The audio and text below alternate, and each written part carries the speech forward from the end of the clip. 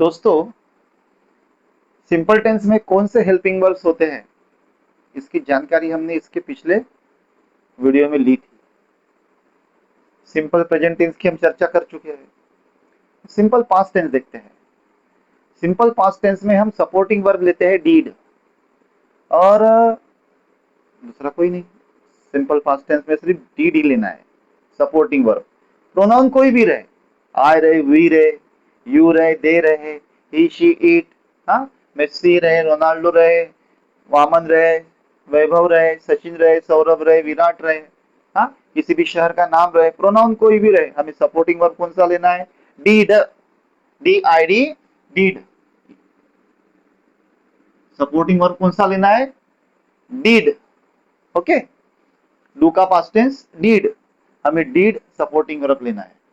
Okay, अब जैसे for example कोई सेंटेंस ले लीजिए, हाँ, कोई भी सेंटेंस ले लीजिए। जैसे आई क्रॉस द रोड, मैंने रास्ता क्रॉस किया, यानी मैं रास्ते के ए साइड से ओ साइड चले गए। आई क्रॉस द रोड, इसको नेगेटिव कैसे करेंगे? मीनिंग बदल जाएगा। मैंने मैंने क्या कहा? आई क्रॉस द रोड, मैंने रास्ता क्रॉस किया, यानी इस छोर से उस छोर पे मैं पहुंच गया। लेकिन नेगेटिव कैसे कहूंगा? उसका मीनिंग बदल जाएगा। I did not cross the road, मैंने रास्ता क्रॉस नहीं किया। मैंने रास्ता क्रॉस नहीं किया, I did not cross the road. अब आई क्रॉस द रोड में हमने क्या लिया था? क्रॉस का सिंपल पास्ट टेंस वाला रूप लिया था, यानी past tense of the verb लिया था, और क्रॉस को ईडी लगा था। क्यों? कि क्रॉस ये रेगुलर वर्ब है, इसलिए उसको ईडी लगता है। आई क्रॉस द रोड, और नेगेटिव करते हैं तो मीनिंग चेंज होता है, उसमें अफर्मेटिव आता है, इसमें निगेटिव आता है, नकारात्मक भाव आता है। I did not cross the road, मैंने रास्ता क्रॉस नहीं किया। अब सवाल पूछना है तो उसी डीड को पहले लाइए। Did I cross the road, question mark. क्या मैंने रास्ता क्रॉस किया? क्या मैं इस छोर से उस छोर पहुंचा रास्ते के?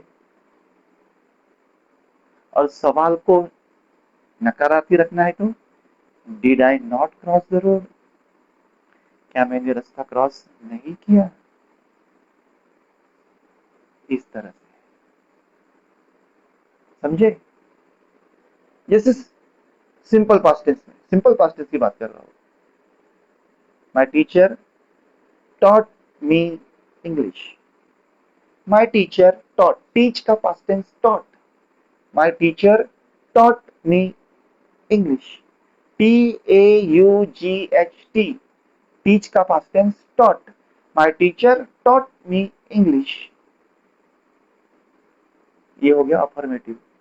My teacher did not teach me English, my teacher taught me English, उसका निगेटिव करते हैं, my teacher did not teach me English, and teach का पास्ट टेंस टॉट, और टॉट का प्रेजेंट टेंस टीच।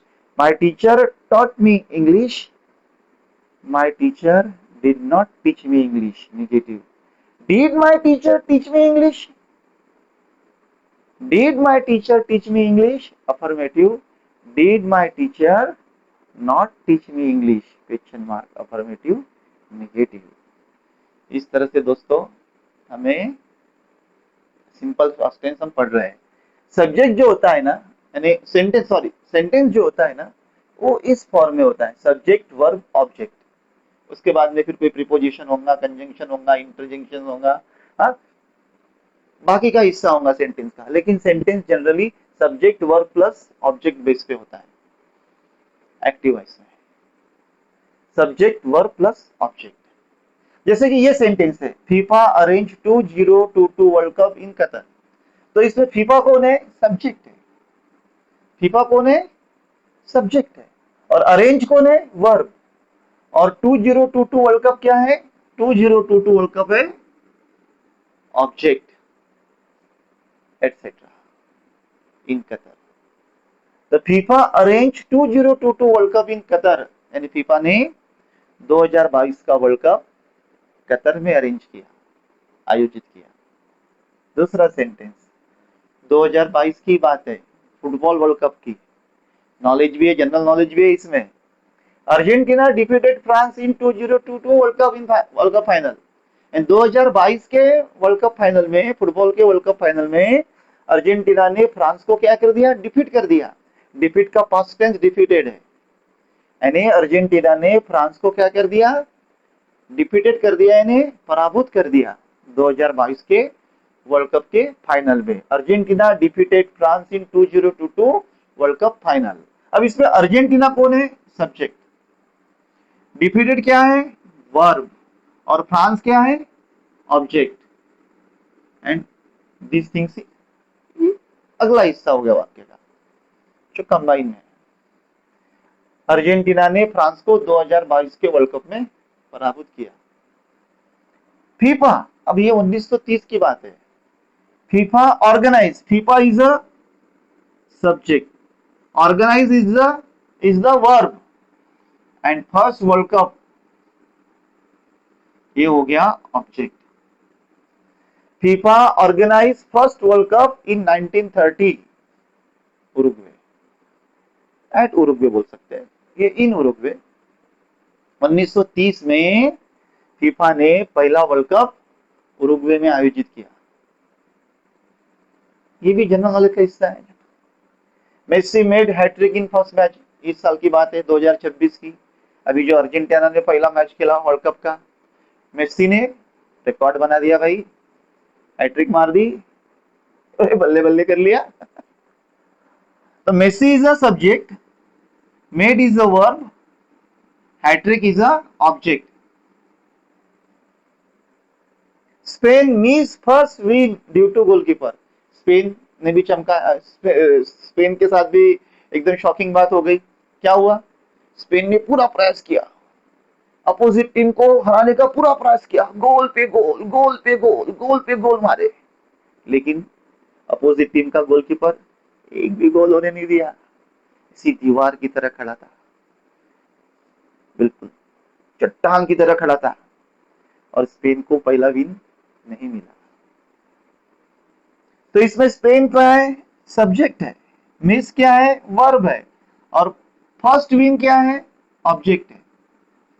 और इसे मैं शॉर्टकट में समझने के लिए ईटीसी करता हूं, एटसेट्रा। बाकी का बचा हुआ हिस्सा सेंटेंस का, इसका प्रॉपर इंग्लिश वर्ड मैं आपको बताऊंगा, आप कंफ्यूज होंगे इसलिए मैं आपको शॉर्टकट में बता रहा हूं। Spain miss first win due to goalkeeper, ये वर्ब्स है। होल्ड का past tense held, past tense of the verb, past participle of the verb and present participle of the verb.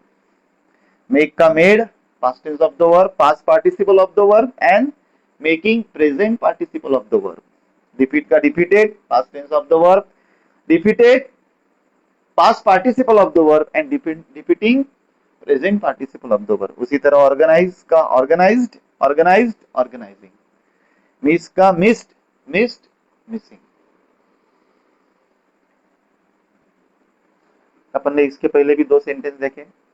अगर सवाल पूछना हो तो क्या करना है? सपोर्टिंग वर्ब को सामने लेना है, नेगेटिव बनाना है तो सपोर्टिंग वर्ब के साथ में नॉट लेना है, राइट ना?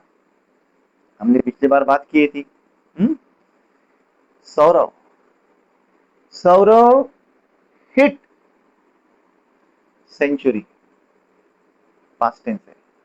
सौरव हिट सेंचुरी, ये हिट जो है ये रेगुलर वर्ड नहीं है, इसलिए इसको ईडी नहीं लगेगा, नहीं तो आप हिटेड कर दोगे। Saurav hit century, Saurav did not hit century. Did Saurav hit century, did Saurav not hit century.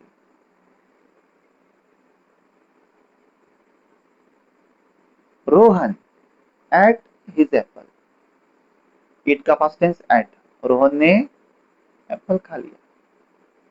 Rohan did not eat his apple, did Rohan eat his apple, did Rohan not eat his apple, question mark. इस तरह से हम फोर सेंटेंस बना सकते हैं। इस तरह से हम सिंपल पास्ट टेंस हमने पढ़ा है और आगे भी पढ़ते रहेंगे।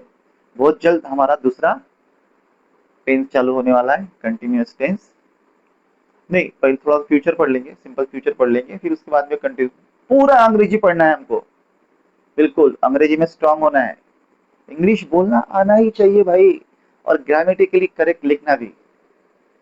लेकिन लाइक और सब्सक्राइब करना मत भूलिए। मेरे वीडियो रेगुलर आते रहेंगे, साल भर आते रहेंगे। All the best.